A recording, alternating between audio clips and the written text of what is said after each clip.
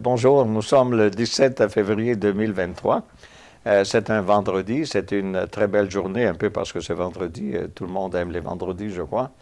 Et, et aussi parce que boursièrement parlant, il y a rien à dire, sauf que le marché boursier est un peu en recul. Si vous regardez le graphique du SPY, l'indice américain, voyez-vous, il est en recul ce matin. Mais ça fait déjà 2 semaines, 3 semaines dans lesquelles il n'a pas vraiment envie de continuer de monter comme il avait fait en janvier. La raison, c'est que l'inflation a ralenti, mais pas autant que les patrons de la Réserve fédérale et de la Banque centrale du Canada voudraient.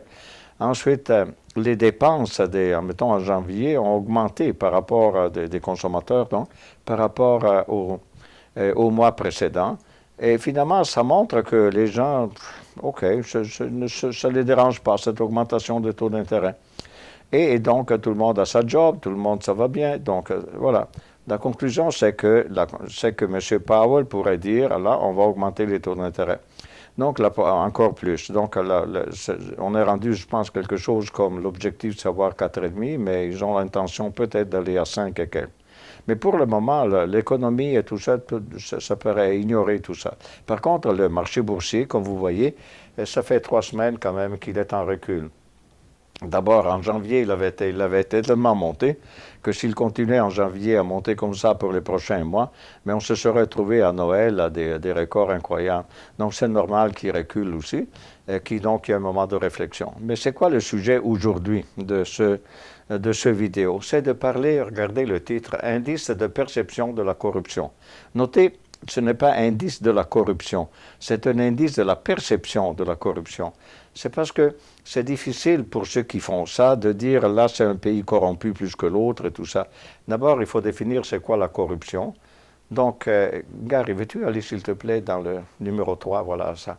Regardez, quel type de corruption le IPC. IPC, c'est l'indice de perception de la corruption. Et donc, quelles sont finalement les raisons? Enfin, c'est quoi la corruption? Donc, ça veut dire pratiquement détournement de fonds. Ça veut dire fonctionnaires utilisant leurs fonctions publiques à des fins privées sans en subir les conséquences. Capacité des gouvernements à contenir la corruption dans le secteur public. Est-ce qu'ils sont capables? Est-ce qu'ils veulent le faire? Une bureaucratie excessive dans le secteur public qui peut augmenter les opportunités de corruption. Ensuite, nomination népotiste dans la fonction publique. Voulez-vous avoir un exemple de négociation, de nomination népotiste? À un certain moment, la monnaie turque allait mal, et donc c'était question probablement d'augmenter les taux d'intérêt puis tout ça. Mais le patron de la Turquie a dit non, non, non, on baisse les taux d'intérêt. Mais finalement, qu'est-ce qu'il a fait? Il a mis à chef de la Banque centrale de Turquie son beau-frère. Donc, ou beau-frère, ou enfin quelqu'un relaté dans la famille, mais vraiment très strict.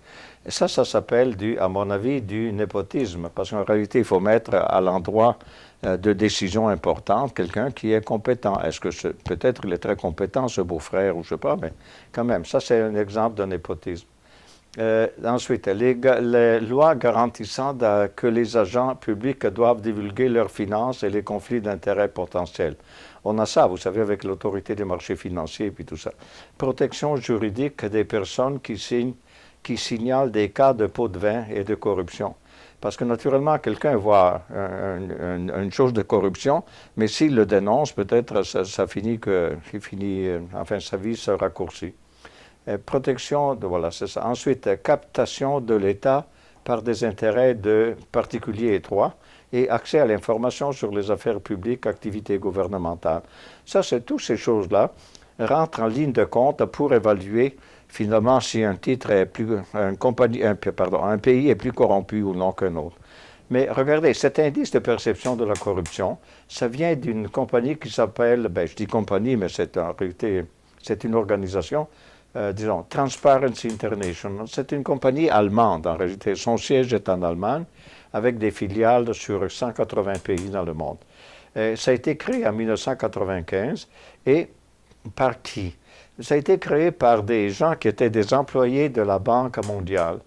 La Banque mondiale, voilà, mais c'est quoi cette Banque mondiale? Ça a été créé en 1944 pour aider les pays détruits par la guerre et puis tout ça. La guerre n'était pas terminée, ça a terminé en 1945, mais déjà on préparait à Bretton Woods. Bretton Woods ici, qui est si ça vous intéresse, c'est un petit village dans le New Hampshire, pas loin d'ici finalement, et il y a un immense hôtel, et c'est là que les représentants de plusieurs pays dans le monde se concertaient pour faire l'économie d'après la guerre, pour relancer donc que tout aille bien dans l'économie. Donc la Banque mondiale a été créée en 1944 et le but c'était d'aider les pays qui en avaient besoin. Par exemple, la Banque mondiale, le premier pays qu'elle a aidé, c'était en 1947 et c'était la France. La France avait besoin d'argent, naturellement, pour la reconstruction, pour tout ça, et comme tous les autres pays. Donc, elle a reçu un prêt de 250 millions de dollars US pour l'aider finalement. Naturellement, la Banque mondiale, par contre, qui était finalement faite par des Américains, demandait que la France, par exemple, qui avait dans son gouvernement, elle avait des représentants, enfin des gens qui étaient affiliés avec le Parti communiste de France, et la Banque mondiale en dit, il faut que tu sortes ces gens-là du gouvernement, autrement on ne te donne pas les 250 millions. Chose que la France a fait immédiatement, et finalement elle a eu son prêt de 250 millions. Mais finalement, le rôle de la Banque mondiale, c'est d'aider les pays dans le monde, finalement, à fonctionner. Allez voir dans le site, je vous ai donné le site pour aller le visiter. En même temps, en 1944, on a créé le Fonds monétaire international. C'est un organisme qui va à l'aide des pays qui ont des difficultés. Par exemple, le Fonds monétaire international va aider des pays, mettons, émergents, qui ont de la difficulté, mais par contre, ça impliquera, par exemple, une dévaluation de leur monnaie. Si ça vous intéresse, ces sujets, c'est quand même intéressant de les voir, mais ça, on les trouve dans la presse un peu spécialisée. Donc, finalement, le Fonds monétaire international aide les pays qui en ont besoin d'argent pour arranger leurs finances.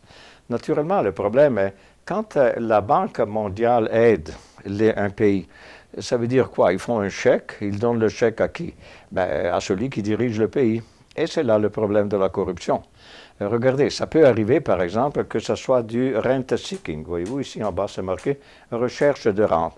Ça veut dire quoi? Qu'un pays corrompu, le patron du pays corrompu, enfin lui-même corrompu, finalement, qu'est-ce qu'il fait? Il prend cet argent et puis il le distribue, par exemple, pour avoir des avantages avec des groupes qui lui intéressent et tout ça, mais ça ne bénéficie pas vraiment le pays. Donc, l'indice de la corruption, finalement, c'est une perception de la corruption. Il est basé sur les critères qui sont là. C'est fait par des gens qui étaient autrefois avec la Banque mondiale et ça couvre 180 pays. Quand un pays est coté 100, ça veut dire qu'il est très propre. Apparemment, il n'y en a pas un. Et puis 0, ça veut dire qu'il est très corrompu. Donc, Gary va vous le montrer. Il y a dans le troisième référence, la troisième, voilà, là vous avez ici. Donc, quel est le pays le moins corrompu? Apparemment, c'est la Nouvelle-Zélande. Voyez-vous, c'est 87. C'est le plus près de 100. Mais 100, c'est personne qui l'a. Le Danemark, le Finlande, ils sont très bons. Naturellement, si vous descendez, le chiffre diminue. Il diminue, et puis si on va à la fin, ça va mal, vraiment mal. Et regardez, ça devient même rouge. Et c'est par exemple, la Somalie. La Somalie, c'est le pire. C'est combien? 9, hein? 9, parce que c'est difficile à lire avec le rouge. Mettons, vous avez le Venezuela, le Yémen, la Syrie, le Soudan. Par exemple, la Syrie. La Syrie a eu le tremblement de terre. Donc, ça donnerait le goût d'aider la Syrie. Mais là, vous faites un chèque, mettons, un chèque, mettons, de ces organismes-là pour aider la Syrie, mais cet argent-là, il va où, là? Donc, le critère de l'indice de perception de la corruption, est-ce que si on veut aider des pays, est-ce que ça mérite qu'on les aide ou non, ou on ne fait que favoriser la corruption? Donc, la corruption, ici, c'est une définition que vous avez ici, voyez-vous. Corruption, abus de pouvoir à des fins personnelles et, naturellement, quand c'est 100% que ça n'existe personne, c'est les meilleurs en transparence financière. Car est-ce qu'on peut voir le Canada, où sommes-nous? Je sais qu'on peut penser qu'on est corrompu et tout ça, mais quand on se regarde, le Canada est le 12e, et il a 77. Juste pour se référer, les États-Unis sont où? les United States, 69. On est meilleur que les États-Unis pour des. Mais 77, écoutez, c'est très bon. Si vous pensez au Danemark et tout ça, qu'eux, ils n'arrivent pas à 100, mais ils sont à 87.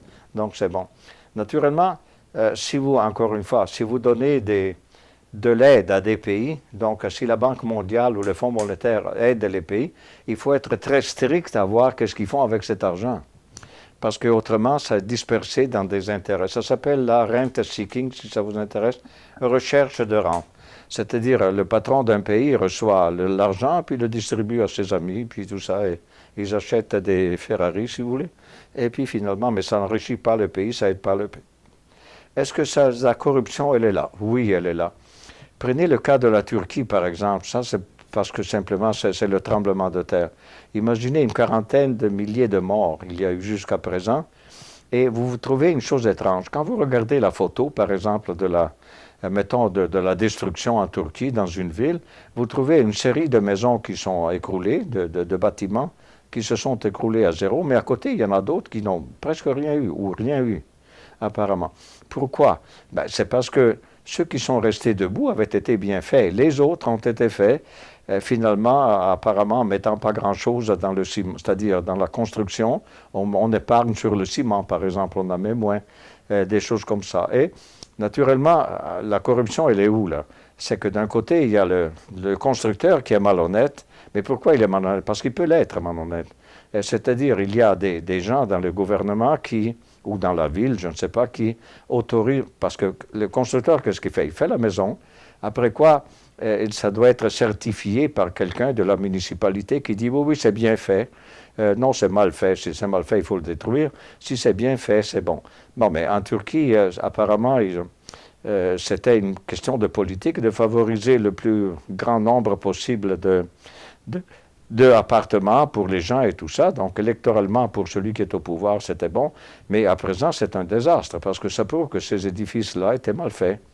Et donc, il y en a 200 de ces constructeurs-là, apparemment, qui ont déjà été mis en prison. Naturellement, moi, j'ai marqué un nom ici, Aquila. Aquila, c'est une ville du centre de l'Italie, dans les montagnes, et il se retrouve à être un centre sismique. Enfin, il y a des tremblements de terre. En 2009, il y a eu un tremblement de terre violent et une partie de la ville a été détruite. Étrangement, les églises, par exemple, construites il y a, mettons, 6 siècles, 7 siècles, oui, ont eu des crêpes, mais ça tenait. Tandis que d'autres, édifices récents, paf, ça tombait. C'était le même truc. C'est-à-dire, on a mis moins de ciment, je crois, pour... imaginez, il y avait l'université à Aquila et il y avait la cafétéria. Et naturellement, la cafétéria est un produit récent. Il y avait les étudiants et arrive le tremblement de terre et tout l'édifice tombe. Imaginez quel massacre, ça, je ne me souviens plus ce que c'était exactement, la quantité d'argent mort, mais les nombres de morts étaient dus au fait que la construction n'était pas bonne. Ça, c'est de la construction. On change de place. Regardez, à New York, il y a un édifice, un gratte-ciel, qui a été fait récemment. Je ne sais pas s'il est fini, ce gratte-ciel, ou ils l'ont arrêté, mais c'est que le gratte-ciel est très haut, naturellement, c'est un gratte-ciel, et puis il est très mince. Eh bien, la ville de New York a constaté que le gratte-ciel penche un peu comme la tour de Pise de 3 degrés. 3 degrés, ça veut dire qu'il pourrait tomber. Donc, ils peuvent pas, donc ceux qui ont construit, ils ne peuvent pas le louer, ils ne peuvent pas l'habiter, puis c'est un désastre. Ça, c'est un exemple de non-corruption, c'est ça que je veux dire. Mais la corruption est la présence. Regardez, la corruption, autre indicateur de corruption, c'est l'activité, par exemple, du marché noir.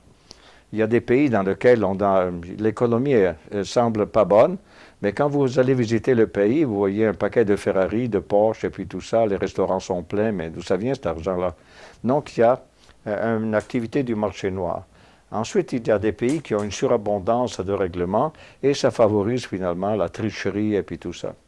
Enfin, pour vous dire que il y a une règle qui dit que il y a une corrélation entre le PIB, produit intérieur brut, et la corruption. Donc, regardez, l'augmentation du produit intérieur brut de 1,7 ça représente un point d'amélioration dans l'indice de la corruption. Est-ce que c'est crédible? Parce que, vous savez, c'est difficile de dire ce pays est plus corrompu qu'un autre.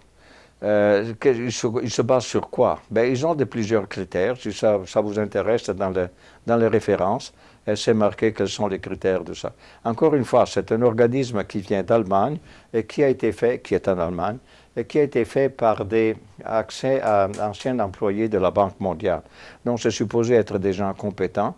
Naturellement, ça énerve des pays. Quand ils se voient classés mal, naturellement, un gouvernement qui veut prêter de l'argent, imaginez le Canada aide beaucoup d'autres pays. Mais si le pays résulte corrompu, c'est difficile pour le Canada, c'est-à-dire pour vos taxes et les miennes, hein, de finir dans un pays où l'argent, au lieu de finalement servir le pays, comme c'était prévu, finalement ça sert les intérêts des particuliers.